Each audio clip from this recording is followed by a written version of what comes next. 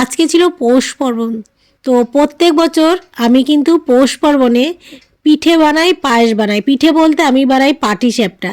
তো গত বছর থেকে আমি শুরু করেছি চিতই পিঠা বানানো। তো আমার খুব শখ চিতই পিঠা বানাবো। মাকে তো দেখেছি উনুনে করতো, সেই কাঠের উনুন ছাদের মধ্যে তৈরি করে সেইখানে বানাতো পিঠে বসে বসে। তো ওই সব ধৈর্য তো আমাদের নেই। তো গ্যাস আছে, গ্যাসে করব। আর গত বছর অনলাইনে দেখেছিলাম যে এই যে ফ্রাই প্যানগুলো, পিঠে বানানোর ফ্রাই প্যানগুলো কিনতে পাওয়া যায়। তো আমি দোকানে গিয়ে কিনেছি, অনলাইন থেকে কিনিনি। তো গত বছরও তোমরা দেখেছিলে আমি বানিয়েছি, এই বছরও বানালাম। তো ভালোই ওঠে এই ফ্রাই প্যানগুলোতে, ভালোই পিঠে বানানো যায় চিতই পিঠা।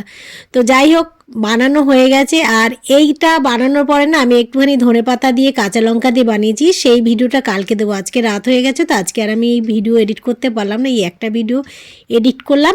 তো এইটাই আমি শেয়ার করে দেবো। আর পায়েসও বানিয়েছি, সেইগুলো মানে আমি ফটো তুলেছি, সেই বানানোর আর রেসিপি দেইনি।